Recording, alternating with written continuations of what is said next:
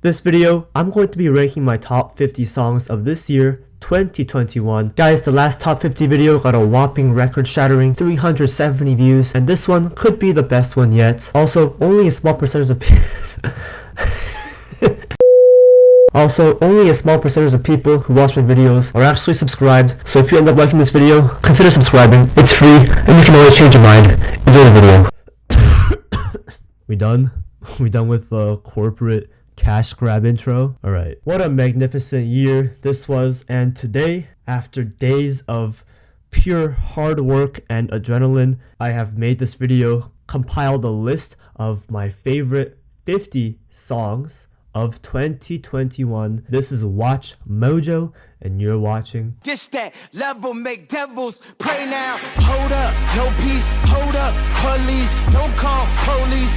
Number 50, we have the excruciating and painful song Knees by Injury Reserve. Rest in peace, Steppa, you absolute legend. Hip-hop duo Arm & Hammer team up with The Alchemist and Earl Sweatshirt to create one of the best underground rap songs of the year. Jasmine Sullivan's The Other Side highlights this unrealistic and super expensive lifestyle that a lot of women fantasize about, but does it in a way that doesn't antagonize or cast judgment towards women. On top of that, Jasmine's singing is absolutely gorgeous. Snail Mail's passionate and heartbreaking love song Valentine is number 47. And while I do love Snail Mail's cute singing, I think the slightly better indie rock song is my number 46 choice, and that is Julian Baker's Hardline. The song has this uplifting and powerful sound to it, despite being very bleak in its subject matter. Number 45 is Vogue Cover. Oh my god, the sample on the song is heavenly. Combine that with energetic verses from Westside Gunn and Stove Got Cooks, and you got an underground classic. Inspired by The Wizard of Oz, the Sad Boys duo Sufjan Stevens and Angelo D'Agostino dropped one of the softest indie cuts of the year with Back to Oz. My number 46 pick is Isaiah Rashad's Smooth, Wavy Headshots. I just love the mellow vibe of this song. Number 42, it's the summer jam that went overlooked and underappreciated. I gotta hand it to Lorde with her idyllic Solar Power. The cute, glitchy, adorable pop song, The Princess and the Clock by Caro Bonito is number 41. And on number 40, Tyler, the Creator, Ty Dolla $ign, and surprisingly, Youngboy NBA seduce all the ladies with the warm and luscious What's Your Name. Number 39, Vic Mensa makes a tremendous comeback with the triumphant track Victory. The next song we got on here is already considered a classic among fans, and I'm talking about the one, the only, the Billy Bossa Nova, Billie Eilish with Happier Than Ever. Number 37, I decided to check out this artist after seeing this guy pop on so many year-end listies from Fantano, from Shanxi, and that is Genesis Owusu with his colorful, vibrant single Drown. Number 36, a song that's even more colorful, more vibrant, and just so enchanting, like I'm in Satoshi Kon's movie Paprika, and that is Paprika by Japanese Breakfast. Brockhampton dropped a classic this year with their trippy and hard-hitting buzz cut, an absolute banger with Danny Brown dropping one of my favorite features of the year. Number 34 is the extravagant Down and Out Downtown by St. Vincent. The instrumental sounds like it was plucked right out of the Beatles catalog. God bless Jack Antonoff. Speaking of Jack Antonoff, ya boy is on our number 33 track with Lana Del Rey, and that is Chemtrails Over the Country Club. All these female artists passing Jack around like he's a prostitute. Number 32, I've seen a lot of disrespect towards this song. People saying it's mid or not memorable, and I just want to say you could not be more wrong, and I'm talking about Take My Breath by The Weeknd. It's The Weeknd diving further into 80s synth pop, this time taking huge inspiration from Michael Jackson. This year we also got Boldy James teaming up with The Alchemist to create two really solid hip-hop albums, but my favorite track from both Bo Jackson and Super Tecmo Bo has to be Illegal Search and Seizure. The sample on this track is honestly mind-blowing. Then we get Olivia Rodrigo cracking the top 30 with Deja Vu. Do you get deja vu?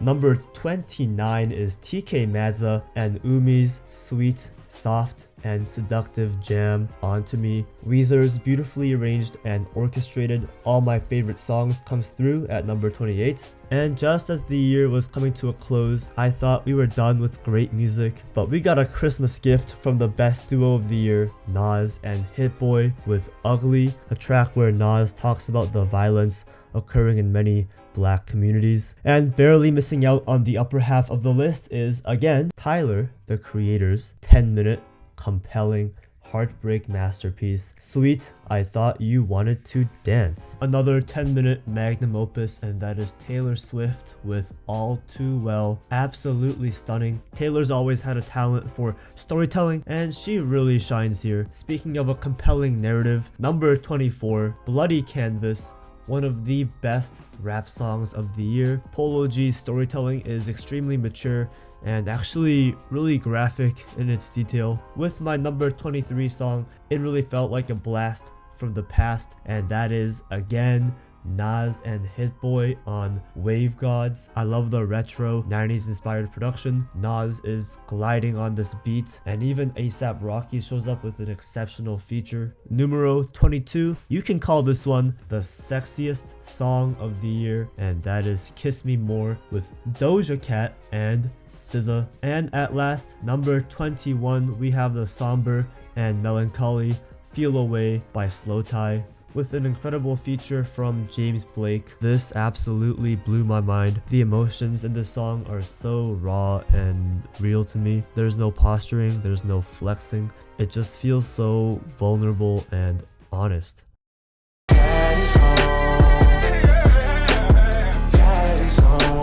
This next song is all flexing, but I still love it, and that is Drake with Poppy's Home. Yes sir, this is my favorite song on Certified Lover Boy. Drake spitting his usual bars about being the best in the game, but this time with actual charisma and energy. So by the end of the song, when he's saying some corny shit like Daddy's Home, you actually believe it. The funniest, the goofiest, the goofy gooberiest track of the entire year. It's from a relatively unknown artist, the Koreatown Oddity, with the crazy, hilarious banger Breast Milk. Some of the most creative, funny, and surprisingly cute bars are on the song. Guys, if you want a good laugh, a nice jolly chuckle, give this one a listen. Kevin Abstract and Joba from Brockhampton share with us a really personal and dark song, propelled forward by this grand electric guitar instrumental. Kevin talking about his struggles with his fame and family, and Joba going into excruciating detail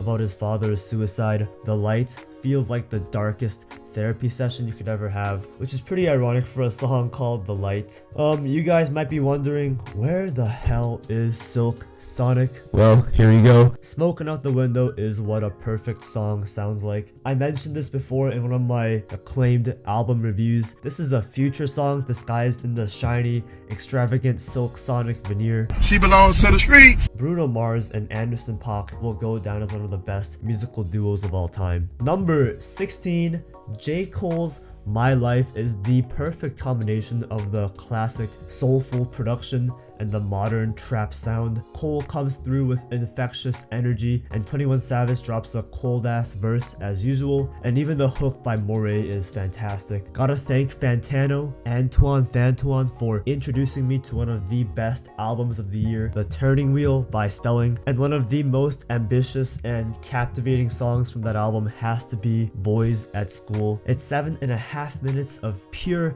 magic. I can see this song definitely growing on me over the years, because every time I listen to it, it's like I'm crossing through the nether portal into a different dimension. Number 14, we have one of the best rap songs of the year. Lil Sims dropping wisdom and life lessons on her inspirational track, I Love You, I Hate You, while also laying out her own issues of abandonment and anxiety.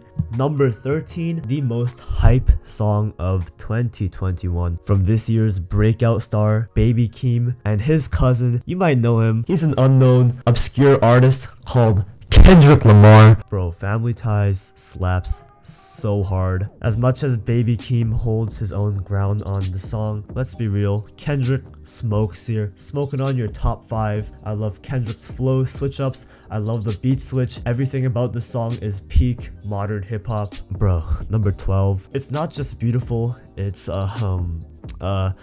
I don't know what to say, to be honest. I'm speechless. Porter Robinson, something comforting. I'm not gonna say much, but I will say it has the best beat drop of the year. And number 11, I gotta shout out Tyler, the Creator, one last time with the best song on Call Me If You Get Lost, and that is Corso. I feel like Corso embodies a lot of the themes of the album. Of course, Tyler flexes his wealth and success, but it's more like a coping mechanism to avoid thinking about this girl. Also, huge shout out to DJ Drama. And finally, here we are, top 10 best songs of the year. And what better way to start things off than with Introvert by Lil Sims. I haven't heard an intro track sound this grand and gorgeous since My Beautiful Dark Twisted Fantasy. This new album from Lil Sims is like a hip-hop fairy tale, and Introvert is like the beautifully animated opening credits. Lil Nas X proving the haters wrong with Industry Baby on a track produced by Kanye West and frequent collaborator Take a Day Trip. Even Jack Harlow shows up on the second half of the song, giving one of the most memorable and charismatic verses of the year. Number 8, James Blake, Say What You Will. This song is just about truly being comfortable with where you're at in your life. Say What You Will is all about embracing who you are and not being afraid of judgment from other people that think you're not as successful. And just to add to that, the singing from James on this track is mind-blowing. I didn't think a man's voice could go that high and simultaneously sound that gorgeous. Then we got number 7, Nas and Hit Boy bring us a hip-hop classic with Store Run. I can see this song only getting better with time. We got that memorable, soulful production, smooth flows, great lyrics reminiscing on Nas's past, and just an overall nostalgic vibe. Really, what more can you ask from a song? You know, I might not love every JPEG Mafia song, but I love JPEG Mafia as an artist. He's just making shit that's so unique to him, and no other worldly presence can replicate it. But sometimes he'll make a song that for some reason I just can't get enough of, and this year it's Rebound with an exclamation mark. Holy Christ. Hardest rickety rippity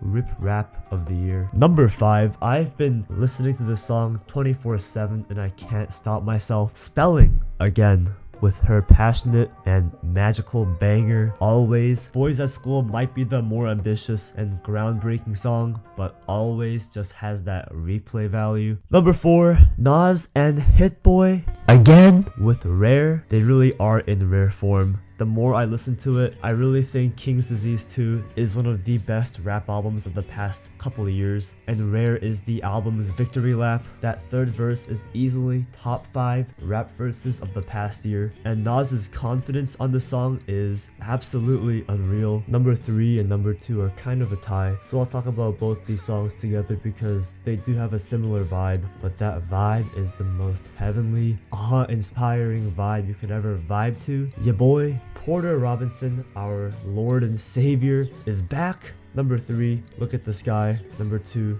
Musician. Whenever I felt down or anxious or hopeless, these two songs would just lift me up and out of that spiraling depression. If you haven't listened to it already, pause this shit right now and go listen to Nurture. You should already know my number 1 pick right now. It's Kanye, obviously. Okay, so turn this video off and please go listen to Porter Robinson. He's done miracles on me. But to those of you who are still here, This is a new 10-10-10. I'm going in. I'm gonna cheat a little bit because it is my list. I'll do whatever I want. Number 1 is Kanye, but this man released so much good fucking music this year. I gotta cop out and do a 10-way tie. First, we have the anthemic Jail featuring everyone's favorite hip-hop dad, Jay-Z. Moon is also on here. Don Toliver and Kid Cudi bless our ears with blissful sounds. Hurricane has this grand and redemptive sound to it. Ye, Lil Baby, and The Weeknd give top-tier performances. Hearing Kanye alongside the Sunday Service Choir singing We gonna be okay. and brought tears to my eyes. I'm not even joking. The sample flip on Believe What I Say is enough to make it one of the most enjoyable and catchy songs of the year. The best singing from Roddy Ricch is available on Pure Souls. His chemistry with Kanye is off the charts. Like I said before, Jesus Lord is the emotional centerpiece of Donda. Amazing verses from Ye and Jay Electronica. But if I had to choose my 3 favorites out of these favorites, I have to go with Off the Grid, Life of the Party, and Come to Life. These 3 songs aren't just the best songs of the year, they're some of the best songs of all time. Let me just list a few things that these 3 songs have to offer. We got an excellent verse from Andre 3K on Life of the Party, heartbreaking DMX outro, the awe-inspiring piano and gospel instrumental on Come to Life, Kanye singing on Come to Life, Vivio Foreign's god-tier verse on Off the Grid, the heavy drill-inspired production